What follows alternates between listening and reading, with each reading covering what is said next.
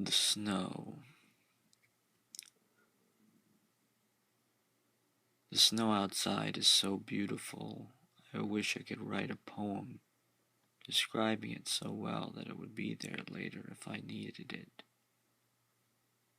The snow is bunched in ample tufts, held in the fingers of the branches. The snow shoots and streaks past the window screen. The snow dawdles to the yard in clumps. We are being put under again. There is no one in the room with me. The bed is white, and so is the wall. I try to keep them that way, but it is hard. Oh, it is hard. The snow enacts its great migration, the entire white country of the sky landing softly on the brown and gray earth like a blanket on a bed being made. The little white envelope of your text appears on my screen. I've yet to open it. I've received a package. My mom has sent me another harmonica for my birthday. I am being gently held hostage by the snow.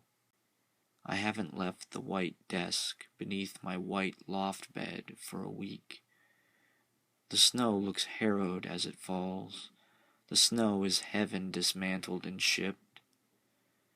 We were supposed to Skype later, but I don't really want to.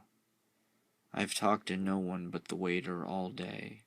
I like it that way. Off in the distance, the city has been partially erased by snow.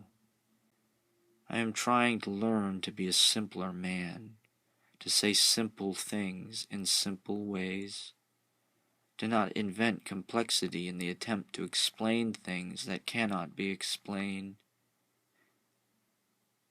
Warned of others who were buried under the effort to figure it all out, I'm doing my best to simplify, to let my mind be silent, like the mouths of the creatures closed by the snow. Spring is rounding the horizon. Little by little the snow will melt, and the world will resume its tirade.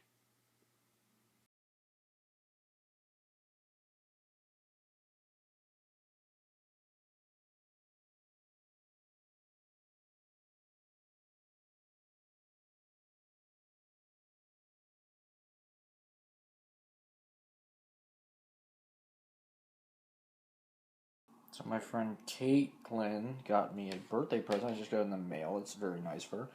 It was wrapped in this Columbus Free Press wrapping paper, this hippie propaganda. I unwrapped it. She wrote a little inscription, which was nice. There's the little police abuse silhouette. Here it was. It was this wonderful little wooden plaque. I don't know if she made it. Yeah, she made it. It's from a quote from a Raymond Carver story.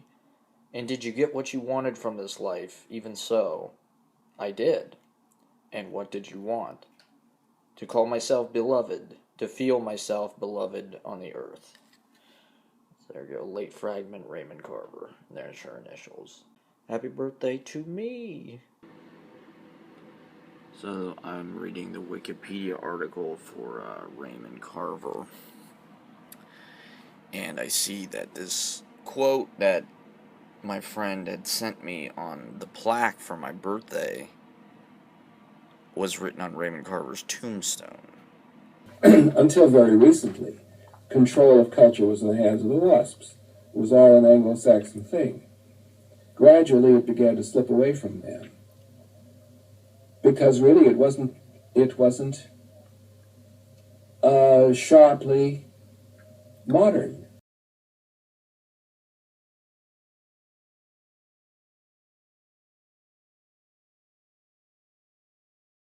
Okay, so I just left the Brooklyn Public Library. I go to the library today. I check my fines. They're $29.85, right? And you have to pay them below $15. So I'm like, all right, I can pay $15, like, and get the book. And, you know, like, I can afford that. It's my birthday. I'll do it, like, as a present. Even though I don't really have the money to pay that shit. I'm at the little kiosk where I'm going to pay my fines. I've got the book and shit. I check the kiosk. It says my fines are $39.85. Then I scroll down to the bottom of the page. It says $10 collections agency fee. I go over to the desk clerk who looks like Ryan Gosling. He's got the beard. He's you know, like, I've always kind of judged him from afar when I went into the library. I was like, that guy's probably a fucking dickhead. Like, he looks too much like Ryan Gosling. So I go over and I talk to him. I'm like, dude, what is this about? $10 fee from a collections agency? Like, are people going to come after me? They said any fee over $25 that is outstanding, they send a fucking collections agency. Like, I didn't steal any books. You know, like, it's all just like little 10, 15 cents on like Shakespeare paperbacks and shit like that. So what originally happened was I went into the library sort of uncertain what I was going to do, and I went and I got the book that was on reserve for me off the shelf, and I just took it. I put it in my fucking backpack and I walked out. And I felt pretty good about that. But as I went to the store, afterwards, guilt sort of set in. You know what I mean? I started to think about, well, what if they track me down? I mean, I reserved the fucking book.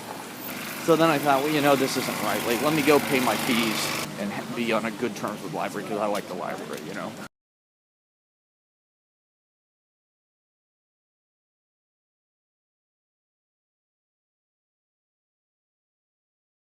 Well, the great radical, of course, the great radicals in the 19th century in American literature were Walt Whitman and Mark Twain.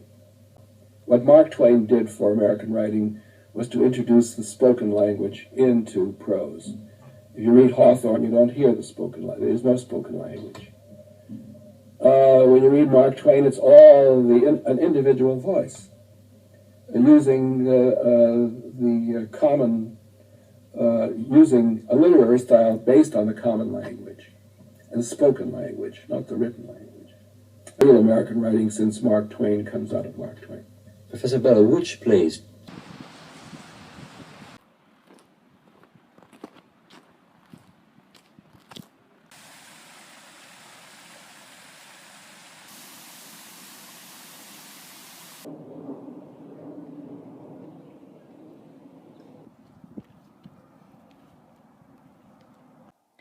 A white city. My thoughts turn south. A white city. We will wake in one another's arms. I wake and hear the steam pipe knock like a metal heart, and find it has snowed.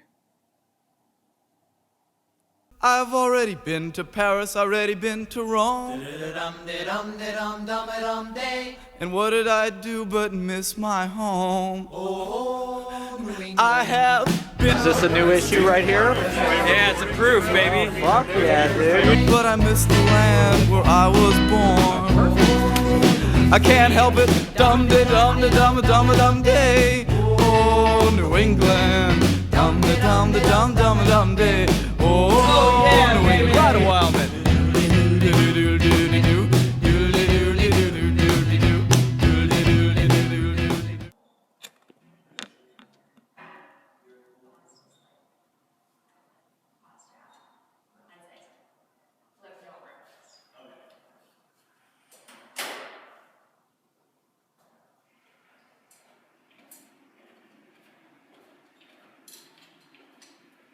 Yeah, I blew it with an Aussie girl in the stairwell last night.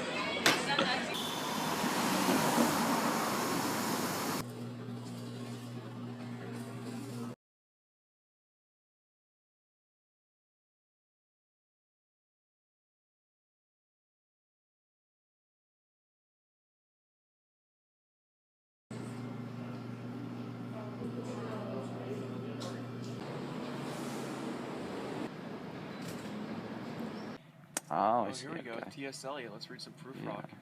They have a lot of biographies. Past the flowering elderberry bushes, smelling of sperm. I think I've written that line before. And that's definitely occurred to me before. What pleases me most is to bugger the ghost and then be sucked off by the lamb. It's almost as good as Donovan. It's called I Was Impressed Like Everyone When Man Began to Fly. Out of earthly regions to planets in the sky. Oh, the intergalactic laxative will get you from here to there.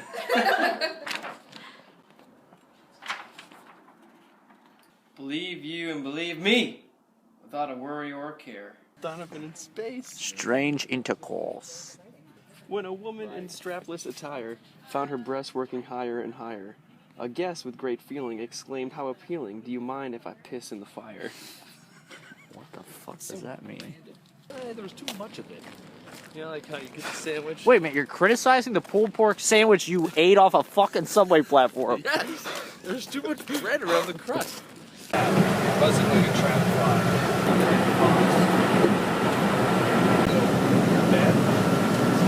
Like a tremendous burst of applause. That's not bad. Yeah.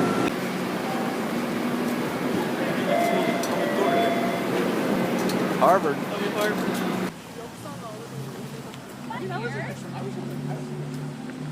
There it is, there's Harvard, man. That's what it looks like. Well, I'm not impressed. There's a graveyard right across Cool the fucking graveyard, street. though. Somebody's sleeping right there. Yeah. Don't know who, though.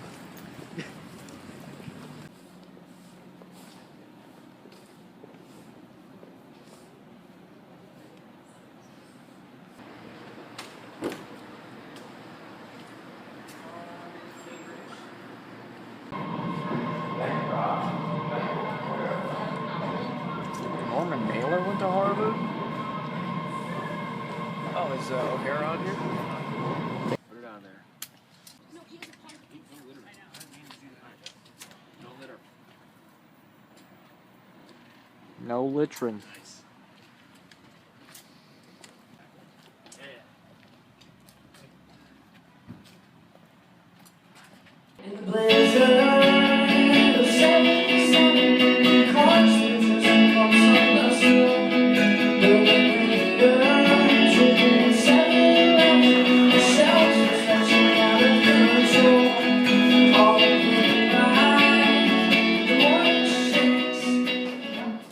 Get a little bit of that shit. Oh, yeah. I'm wedded to digression, but I deny that I am. What am I to be denied? What am I to be denied? Chaos, chaos cannot define. All I want are the doors to shut me out. Write your name downstairs in the bathroom and grout. Have you believed in God lately? I've been told he's American, divorced, unemployed, and living in the basement of his parents' house near Cleveland. So this is called "Now That I Am Old and Mature, I Can Go Back to Myself." 1. Spending most nights drunk in my layered wardrobe, shivering against the sinister touch of sickled fingers on cruel hands of a winter in ceramic basements and in empty living rooms littered with self-loathing, waking to the darkness on sunken couches below billboards, ruined with old sex, misanthropic behavior, sick, disheartening, waking to dead afternoons of rain, hunting socks on with vibrating terror, the exposure of my bones, disapproving 30th Avenue, the church and its ringing bells of doom and mourning. 6:47 a.m., my new unconsciousness, the sun cutting deep into my darkness, Christmas season, December 2012.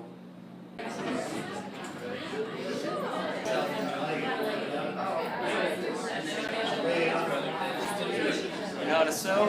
Fuck no. A woman I love taught me how to sew.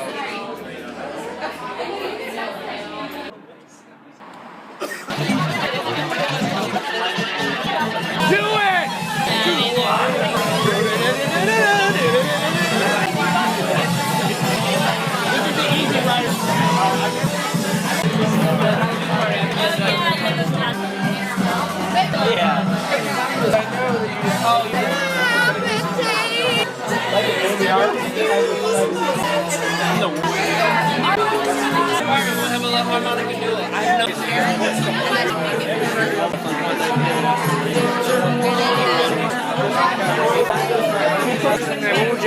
Jonathan, what do you want? Supposed to be looking at my finger.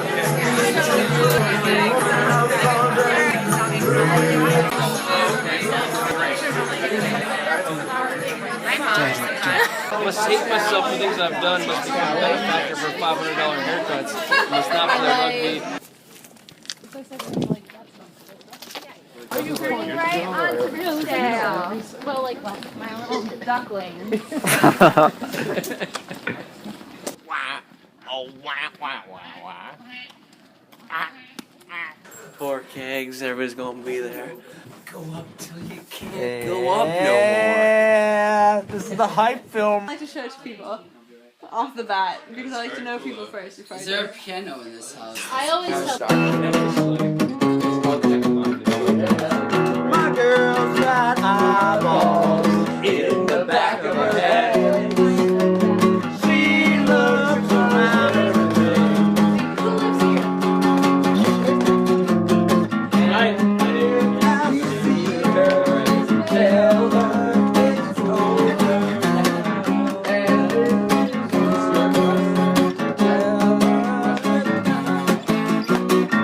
I want a girl who will laugh for no one else. When I'm away, she puts some makeup on the shelf. When I'm away, she never leaves the house.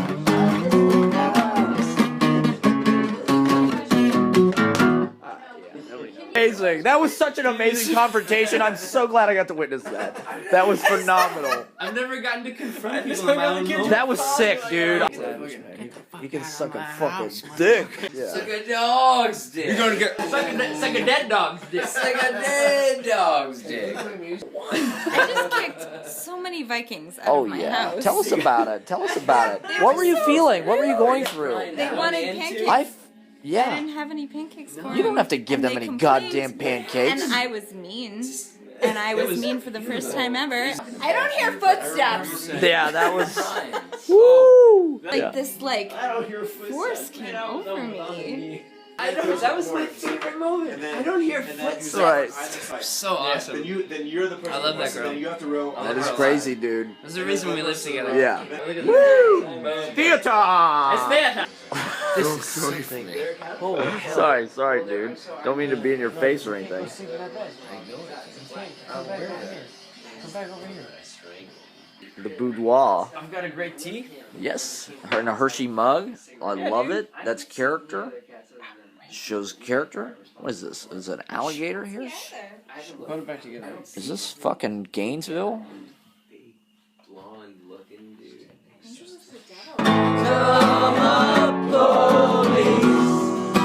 Arrest this man. He's not saying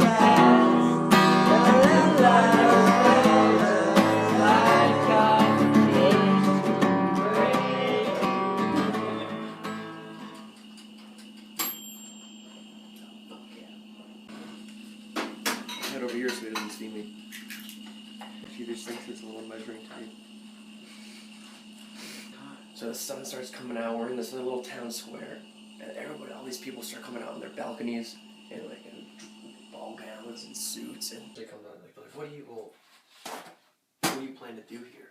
I don't know. I thought I'd just dig Rome for a couple days. Like, how many days? Like, we could not speak to each other. So Totally naked? yeah, I have photos with them where we're all ass naked in front of a modern art museum. Wow. Like flexing, holding a beer. Wow.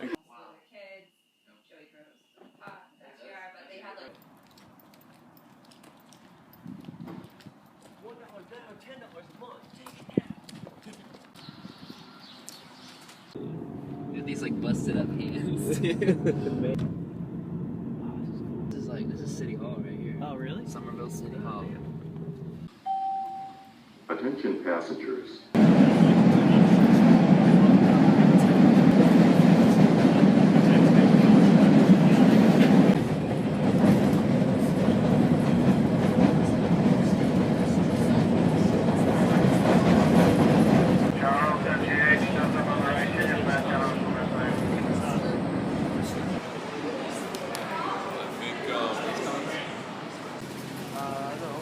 Going to McDonald's. Going to McDonald's. Dude, that is a pathetic. This is pathetic. Pathetic. Nothing can make this sandwich worse. It's alright though. You good? Yeah. I'm loving it.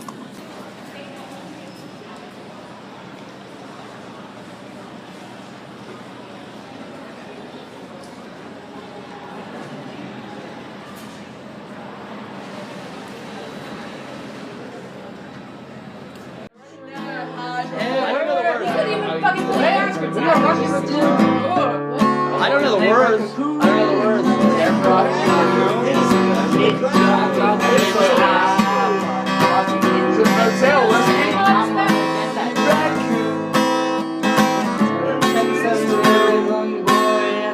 Only to find it in style.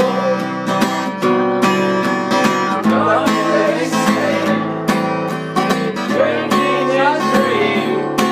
My secret girl of his. Sure, it feels good to be off that bus and back to New York. Fuck yeah.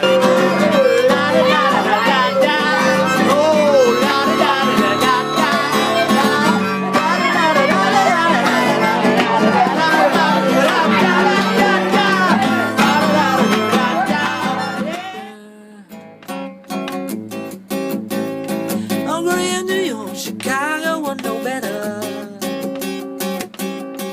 But today, my dear mother. Harvey Pekar, why are you always walking? You're walking, you're beating the ground with your footsteps. You're one winding Cleveland, one sidewalk at a time. Harvey Pekar, walk with me a while, bud. I love your comic books.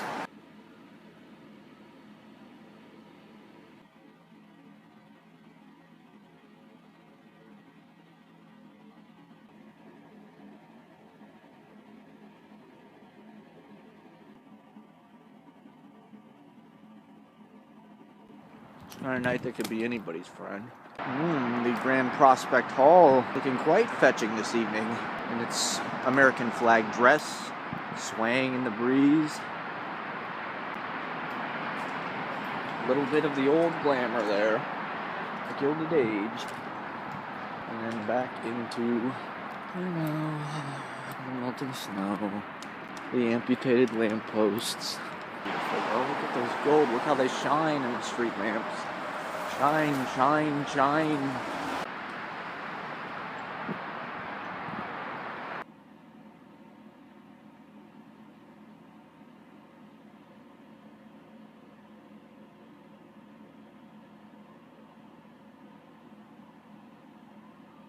New York City is the only city in the world where when you're walking down a sidewalk, you probably have the same interior monologue as like a fucking race car driver driving the Indy 500. I mean, you got fucking places to be. Some old woman with a stroller, you know, maybe a couple kids on either side. They're rolling 3 deep. They've, you know, cut off the entire sidewalk. You're thinking in your head, God, this fucking... Get out of the fucking way. I gotta pull around him. So then you're going fucking... You know, you're walking like 7 miles an hour. You know, you're walking through trees, gardens, and you're going over trash cans to get around these motherfuckers. I've gone out in the street before. I've gone down into like the gutter. On the converse, if I'm walking really slow and some guy comes up behind me, just thinking, this guy's riding my fucking ass. Alright, go around, fine. I'll slow down, I'll move out of the way. That's when it's like, you know, when you're just hauling ass down the sidewalk and you're sort of behind like 2 old bird watchers or something. They'll just give in a lot of the time. They'll just be like, they'll stop, they'll sort of get to the side, and they'll be like, go right ahead if you've got someplace to be so fucking fast. Thrift stores are important sources of inspiration. You smell the musty old clothes. You can become your elders, you know, you can make characters out of old-fashioned statements. They're beautiful places. My mom used to always take me to the thrift store, and I would climb on these iron rails between the racks and pretend I was running through the Death Star or something. You know, when I was a kid, I could fit down in there. I love the South Slope.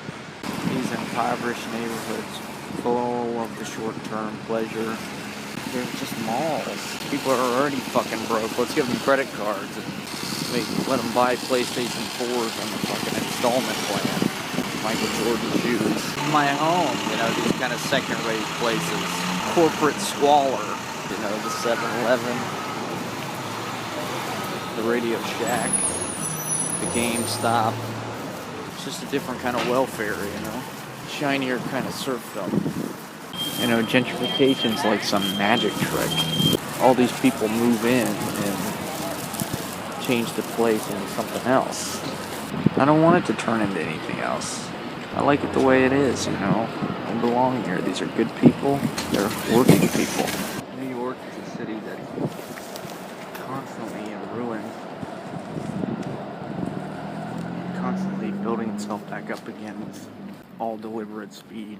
Constantly being destroyed and constantly being created. You know how they say, like, the body reproduces or, like, gets entirely new cells every 7 years? New York's kind of like that.